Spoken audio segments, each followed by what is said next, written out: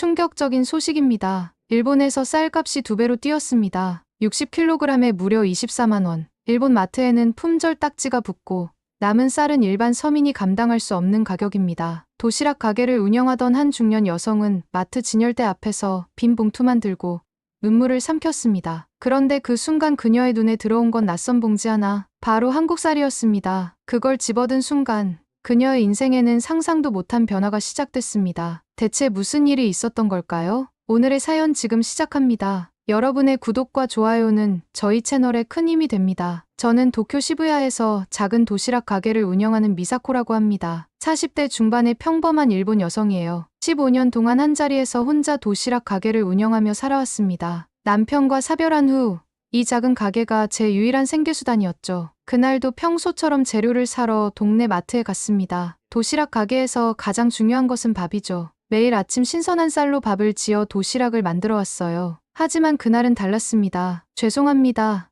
오늘은 쌀이 다 팔렸습니다. 점원의 말에 믿기지 않아 다시 물었습니다. 어제까진 충분했는데요. 언제쯤 들어올까요? 언제 들어올지 모릅니다. 최근 쌀값이 2배로 올랐거든요. 60kg에 24만 원이 넘습니다. 그 말을 듣는 순간 제 발밑이 무너지는 느낌이었습니다. 쌀이 없으면 도시락을 만들 수 없고 도시락을 만들 수 없으면 장사를 할 수 없습니다. 장사를 할 수 없으면 생각만 해도 끔찍했습니다. 마트 안을 정신없이 돌아다녔습니다. 다른 코너에도 가봤지만 쌀 진열대는 텅 비어 있었어요. 몇몇 고급 브랜드의 쌀만 남아 있었지만 가격은 제가 감당할 수 없는 수준이었습니다. 작은 도시락 가게에서 그 가격으로 쌀을 사면 손님들에게 받는 가격도 올려야 하는데 그럼 더 이상 찾아오지 않을 거예요. 빈 카트를 끌고 마트를 나서는데 눈물이 왈칵 쏟아질 것 같았습니다. 15년 동안 한 번도 문을 닫은 적이 없었는데 내일은 어쩌면 문을 열 수 없을지도 모른다는 생각이 들었어요. 쌀이 금값이라니 나는 뭐로 밥을 팔지?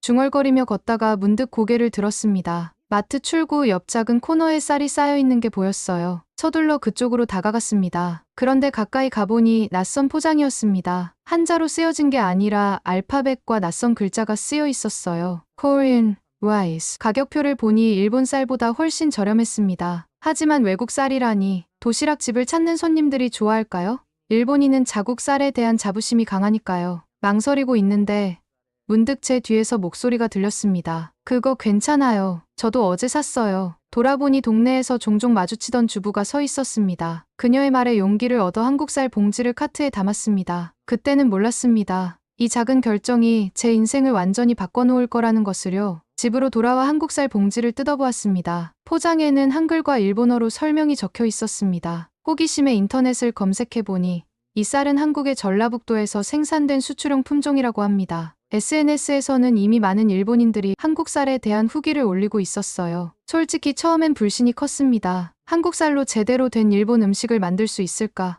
일본인의 입맛에 맞을까? 의심이 들었지만 다른 선택지가 없었어요. 내일 가게 문을 열기 위해서는 이 쌀로 도시락을 만들어야 했습니다. 쌀을 씻어보니 모양이 일본 쌀과 비슷하면서도 약간 달랐습니다. 더 투명하고 반짝이는 느낌이 들었어요. 씻은 쌀을 밥솥에 넣고 물을 부었습니다. 밤새 불안한 마음에 잠을 설쳤어요. 한국 쌀, 김치에만 어울리는 거 아냐? 아침 일찍 일어나 밥솥 뚜껑을 열었습니다. 그 순간 놀라운 향기가 퍼졌어요. 일본 쌀보다 더 구수하고 달콤한 향이 났습니다. 조심스럽게 한 숟가락 떠서 맛을 봤어요. 믿을 수 없었습니다. 식감이 부드럽고 찰기가 있으면서도 씹히는 맛이 좋았어요. 일본 쌀과는 분명히 달랐지만 나쁘지 않았습니다. 그래도 의심이 완전히 사라진 것은 아니었습니다. 일본인 손님들이 어떻게 반응할지 걱정되었어요. 한국 쌀로 만든 도시락이 손님들에게 어떻게 받아들여질지 불안했습니다. 하지만 가게 문을 열지 않을 수는 없었어요. 평소처럼 도시락을 준비했습니다. 밥을 담고 반찬을 올리고 포장을 했어요. 외관상으로는 평소와 다를 바 없었습니다. 가게 문을 열고 손님을 기다렸어요. 첫 손님은 매일 아침 출근길에 들르는 회사원이었습니다. 그는 평소처럼 도시락을 사갔어요. 두 번째, 세 번째 손님도 마찬가지였습니다. 아무도 차이를 눈치채지 못하는 것 같았어요. 점심시간이 가까워지자 단골 손님 한 분이 들어왔습니다. 그녀는 10년 넘게 제 가게를 찾아주시는 분이에요. 도시락을 건네며 초조한 마음으로 지켜봤습니다. 어머, 미사코 씨, 요즘 쌀값이 비싸다던데 어떻게 가격을 그대로 유지하셨어요? 사실은 말을 꺼내기가 망설여졌습니다. 그때 옆에서 기다리던 다른 손님이 말했습니다. 한국 쌀은 진짜 맛있어요. 저희 집도 요즘 그거 먹어요. 그 말에 안도감이 밀려왔습니다. 오늘 하루는 무사히 넘길 수 있을 것 같았어요. 그날 저녁, 남은 도시락을 정리하고 있을 때였습니다. 가게 문이 열리며 아침에 도시락을 사간 회사원이 들어왔어요. 그분은 평소에 도시락을 먹고 빈 용기를 돌려주시는 분이었습니다. 미사코 씨, 오늘 밥이 달랐어요. 뭔가 특별했는데 비결이 있나요? 순간 가슴이 쿵 내려앉았습니다. 들켰구나 싶었죠. 그러나 그의 표정은 불만이 아니라 호기심과 만족감이 묻어 있었어요. 사실은 오늘부터 한국 쌀을 사용하기 시작했어요. 일본 쌀값이 너무 올라서. 솔직하게 말씀드리자 그는 놀란 표정을 지었습니다. 그리고는 잠시 생각하더니 미소를 지었어요. 그래서 그런가요? 오늘 밥이 더 찰진 느낌이 들었어요. 다른 도시락집보다 훨씬 맛있었습니다. 그의 말에 안도감이 몰려왔습니다. 첫 손님의 반응이 좋아 용기가 생겼어요. 그날 밤 집에 돌아와 밥솥을 열고 다시 한번 한국쌀로 밥을 지었습니다. 이번에는 더 자세히 관찰했어요. 일본의 저온 도정 기술이 유명하지만 한국의 쌀도 뒤지지 않았습니다. 찰기가 있으면서도 식었을 때 딱딱해지지 않는 특성이 있었어요. 인터넷을 더 검색해보니 한국의 쌀은 저온 도정은 물론이고 미세입도 기술로 쌀의 찰기를 극대화한다고 했습니다. 다음 날 아침, 더 자신감을 갖고 밥을 지었습니다. 평소보다 조금 더 정성을 들여 도시락을 준비했어요. 가게 문을 열고 손님들을 맞이했습니다. 점심시간, 가게는 평소처럼 붐볐습니다. 그런데 이날은 뭔가 달랐어요. 손님들이 밥을 먹으며 눈을 크게 뜨는 모습이 보였습니다. 한 여학생이 친구에게 말하는 소리가 들렸어요. 어머, 이 도시락 밥 진짜 다르다. 엄청 맛있는데? 그 말을 듣는 순간 갑자기 눈물이 나올 것 같았습니다. 15년 동안 도시락을 만들었지만 이렇게 직접적인 칭찬은 처음이었어요. 밥솥을 열며 생각했습니다. 나 아직 괜찮은 걸까? 그 순간 느꼈습니다. 이건 단순한 위기 탈출이 아니라 새로운 시작일지도 모른다는 것을요. 한국쌀이 단순히 대체제가 아니라 제 가게에 새로운 가능성을 열어주고 있었습니다. 그날부터 조금씩 손님들에게 솔직하게 말하기 시작했습니다. 일본 쌀값이 오르는 상황과 한국 쌀을 사용하게 된 이유를요. 놀랍게도 대부분의 손님들은 이해해 주셨고 오히려 응원해 주셨습니다. 밤에 집에 돌아와 한국 쌀 봉지를 다시 살펴보았습니다. 한국어로 쓰인 글자들과 작은 태극 문양이 제 눈에 들어왔어요. 이 작은 봉지가 제 인생에 큰 변화를 가져올 줄은 생각도 못했습니다. 한국 쌀을 사용하기 시작한 지 일주일이 지났습니다. 놀라운 변화가 생겼어요. 손님들이 점점 늘어나기 시작했습니다. 평소에는 점심시간에 20-30개 정도의 도시락이 팔렸는데 이제는 50개 이상 팔리고 있었어요. 더 놀라운 것은 SNS 가게가 화제가 되기 시작했다는 점입니다. 어느 날, 한 대학생이 제 가게 도시락 사진을 찍어 SNS에 올렸어요. 쌀값 폭등 시대, 여전히 맛있고 저렴한 도시락을 파는 숨은 맛집이라는 제목과 함께요. 그 게시물이 일본 주부 커뮤니티에서 화제가 되었습니다. 많은 사람들이 궁금해했어요. 어떻게 이런 시기에 맛있는 도시락을 저렴하게 팔 수 있는지요. 몇몇 손님들이 직접 물어보기도 했습니다. 미사코 씨, 비결이 뭐예요? 다른 가게들은 다 가격을 올리거나 양을 줄였는데 처음에는 조심스러웠지만 이제는 당당하게 말했습니다. 한국 쌀로 만들었어요. 맛이 좋고 가격도 합리적이에요. 놀랍게도 그 대답을 들은 손님들의 반응은 긍정적이었습니다. 어떤 분은 더 궁금해했어요. 한국 쌀이요. 그래서 이렇게 맛있구나, 또 올게요. 점점 더 많은 손님들이 찾아왔습니다. 특히 주부들이 많이 왔어요. 그들도 집에서 쌀값 상승으로 고민하고 있었던 겁니다. 제 경험이 그들에게 도움이 될 수 있다는 생각에 더 자세히 설명해 주었습니다. 어떤 한국 쌀을 사용하는지, 어디서 구할 수 있는지, 어떻게 밥을 짓는지 등을요. 가게 앞에 줄이 생기기 시작했습니다. 점심시간에는 도시락을 다 팔아 일찍 문을 닫는 날도 있었어요. 무너졌던 자존심이 조금씩 회복되었습니다. 쌀값 폭등으로 인한 위기가 오히려 기회가 된 것 같았어요. 일본 쌀에 대한 자부심이 강한 일본인들이 외국 쌀을 받아들이는 모습은 저에게도 놀라운 경험이었습니다. 맛과 품질이 좋다면 국적은 중요하지 않다는 것을 깨달았어요. 한 단골 손님이 말했습니다. 미사코 씨 덕분에 우리 집도 한국 쌀을 사용하기 시작했어요. 아이들이 더 좋아하더라고요. 그 말을 들으며 제 선택이 옳았다는 확신이 들었습니다. 작은 도시락 가게지만 누군가에게 도움이 되고 있다는 생각이 들었어요. 15년 동안 운영해온 가게가 새롭게 부활하는 기분이었습니다. 매일 밤, 다음날 판매할 도시락 수량을 조금씩 늘려갔습니다. 처음으로 아르바이트 직원을 고용할 생각도 하게 됐어요. 한국쌀 도입은 단순한 위기 극복을 넘어 제 사업의 성장으로 이어지고 있었습니다. 가게가 번창하면서 한국 쌀에 대한 저의 관심은 더욱 깊어졌습니다. 어떻게 이렇게 맛있는 쌀이 만들어지는지, 일본 쌀과는 무엇이 다른지 궁금했어요. 인터넷으로 검색하는 것만으로는 한계가 있었습니다. 그래서 과감한 결정을 내렸어요. 직접 한국에 가보기로 한 것입니다. 20년 넘게 일본을 떠나본 적이 없었던 저에게는 큰 도전이었습니다. 하지만 제 도시락 가게의 미래를 위해 필요한 여정이라고 생각했어요. 비행기 표를 예약하고 짧은 여행 계획을 세웠습니다. 인천공항에 도착했을 때 낯선 언어와 문화에 조금 당황스러웠습니다. 하지만 미리 연락을 취해둔 한국농업진흥청 직원이 저를 마중 나와 있었어요. 그는 영어와 일본어를 조금 할 줄 알았기 때문에 의사소통에는 큰 문제가 없었습니다. 다음 날 미리 예약한 스마트팜을 방문했습니다. 눈앞에 펼쳐진 광경은 상상했던 것과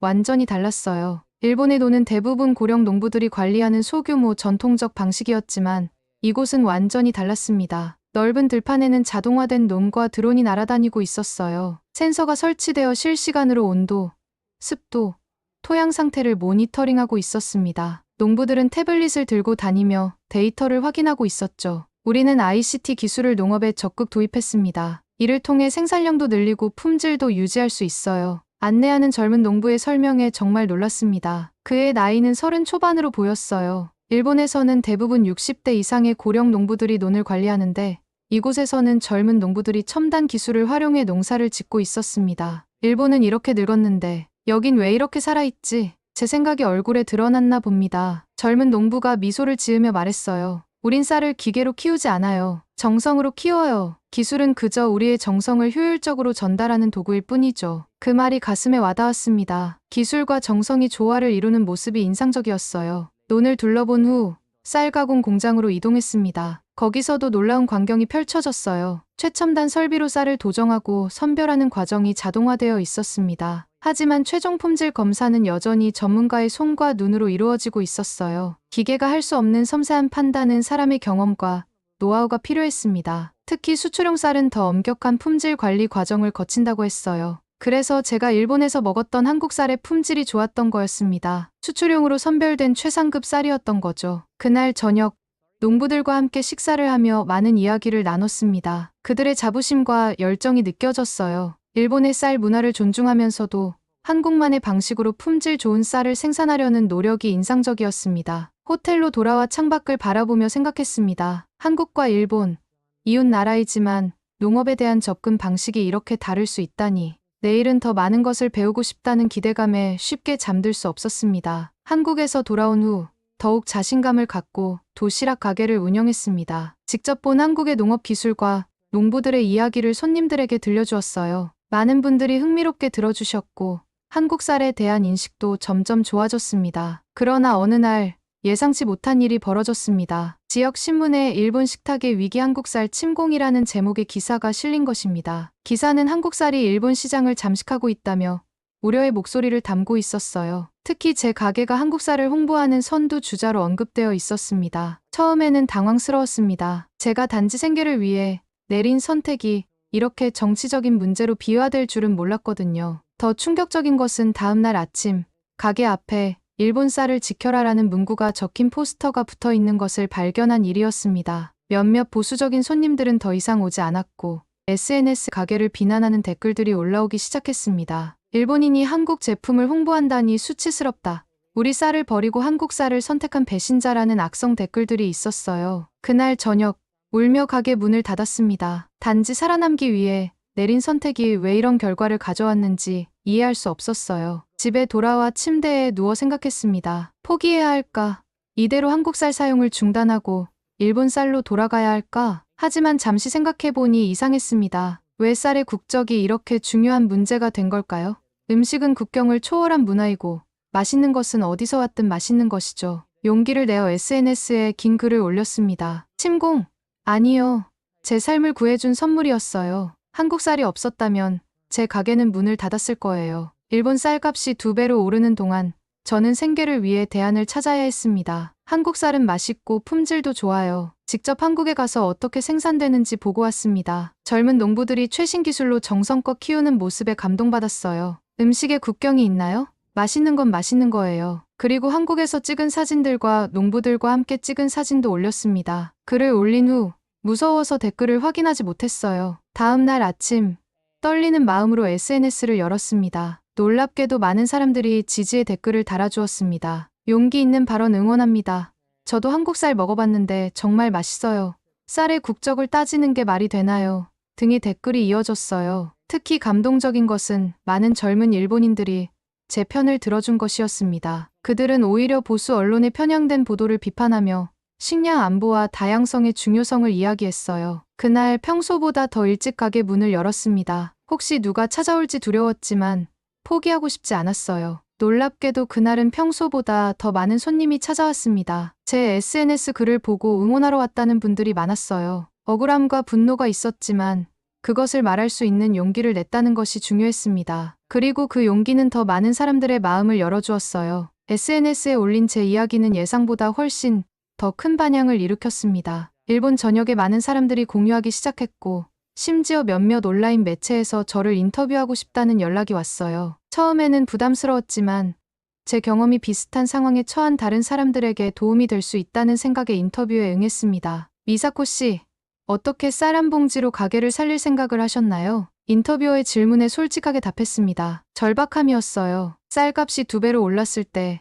저는 2가지 선택지가 있었습니다. 가게 문을 닫거나 새로운 방법을 찾거나 한국 쌀은 제가 찾은 해결책이었어요. 처음에는 단순히 비용 문제였지만 지금은 품질 때문에 사용하고 있습니다. 그 인터뷰 이후 더 많은 사람들이 제 가게를 찾아왔습니다. 일본 각지에서 한국 쌀에 관심 있는 분들이 방문했어요. 어떤 분들은 한국 쌀을 구할 수 있는 방법을 물어보기도 했고 어떤 분들은 자신들도 직접 수입을 고려하고 있다고 했습니다. 몇몇 소규모 식당 주인들은 저처럼 쌀값 상승으로 어려움을 겪고 있었습니다. 그들에게 제 경험을 나누고 한국 쌀 공급업체를 소개해 주었어요. 점점 더 많은 일본 식당들이 한국 쌀을 사용하기 시작했습니다. 이런 과정에서 한국의 농부들과도 직접 연락을 주고받게 되었습니다. 처음에는 한국농업진흥청을 통해 연결되었지만 이제는 직접 전라북도의 쌀 생산자들과 소통하고 있었어요. 그들은 일본 소비자들의 피드백을 듣고 싶어 했고 저는 그 중간 역할을 하게 되었습니다. 주변의 조롱과 비난도 여전히 있었지만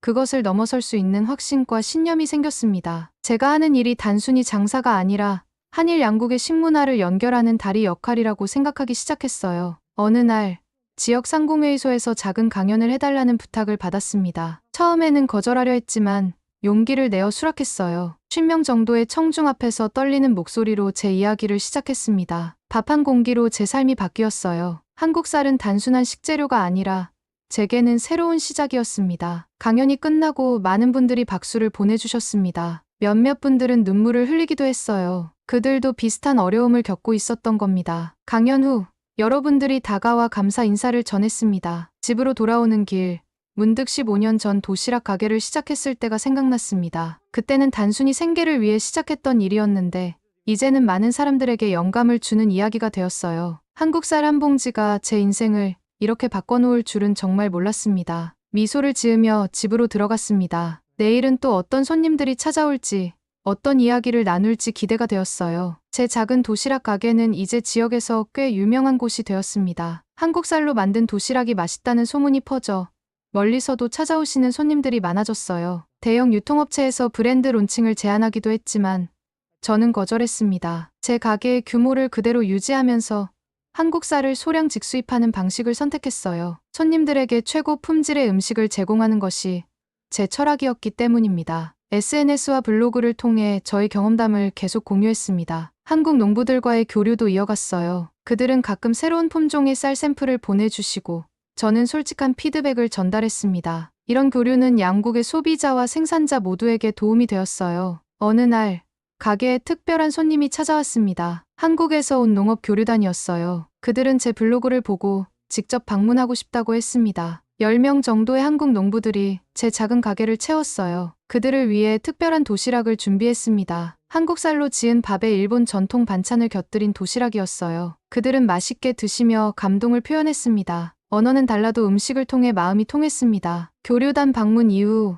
저는 더 큰 영감을 받았습니다. 단순히 쌀을 판매하는 것이 아니라 음식을 통해 사람들의 마음을 연결하는 일을 하고 싶어졌어요. 그래서 국경을 넘은 도시락 프로젝트를 시작했습니다. 한 달에 한 번 한국과 일본의 식재료를 융합한 특별 도시락을 만들어 판매하기 시작했어요. 판매 수익의 일부는 양국의 청년 농부들을 지원하는 데 사용했습니다. 이 프로젝트는 생각보다 큰 호응을 얻었어요. 도시락을 싸는 내 손끝에서 한일의 마음이 연결되고 있다는 걸 느껴요. 블로그에 이렇게 썼더니 많은 분들이 공감 댓글을 달아주셨습니다. 음식이 가진 힘, 국경을 초월하는 문화의 힘을 많은 사람들이 느끼고 있었던 거죠. 이제 저는 매일 새벽 한국쌀 봉지를 꺼내 밥을 짓습니다. 도시락을 포장하며 오늘도 누군가를 위로할 수 있을까 생각해요. 처음에는 단순히 생존을 위한 선택이었지만 이제는 제 삶의 의미가 되었습니다. 가게 한쪽에는 한국 농부들이 보내준 작은 태극기가 놓여 있습니다. 그 옆에는 일본 국기도 함께 있어요. 두 국기 사이에는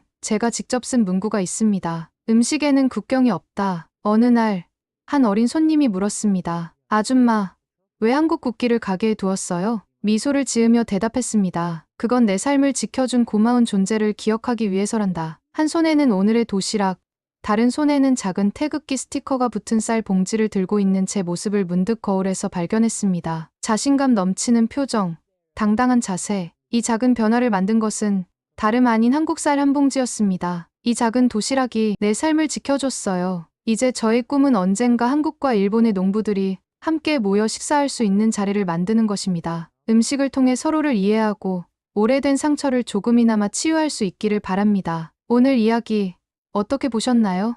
누군가에겐 그저 밥 한 공기일지 몰라도 누군가에겐 삶을 지켜주는 마지막 희망이 될 수 있습니다. 일본의 쌀값이 치솟고 많은 이들이 밥상마저 위협받고 있는 요즘, 그 속에서 한 일본 여성은 한국 쌀 한 봉지에 인생의 방향을 다시 세우게 되었습니다. 맛과 품질, 그리고 정성. 한국의 쌀은 단순한 식재료를 넘어 국경을 넘어 감동을 전하는 문화가 되고 있습니다. 오늘 사연에 대한 여러분의 생각을 댓글로 남겨주세요. 감동문클에서는 여러분의 소중한 마음을 모아 사연 주인공들에게 전해드리고 있습니다. 여러분 주변에 감동적이거나 재미있는 실제 사연들을 제보받고 있으니 언제든 저희 공식 메일로 제보해주세요. 오늘 들려드린 사연에 공감하셨다면 구독과 좋아요 눌러주시고 주변 분들과도 공유해주세요. 여러분의 작은 관심과 응원이 더욱 좋은 콘텐츠를 만드는 데 큰 힘이 됩니다. 오늘도 여러분의 하루의 작은 즐거움이라도 되었기를 바라며 지금까지 감동문클이었습니다. 끝까지 시청해주셔서 감사합니다. 다음에 더 감동적인 사연으로 찾아뵙겠습니다.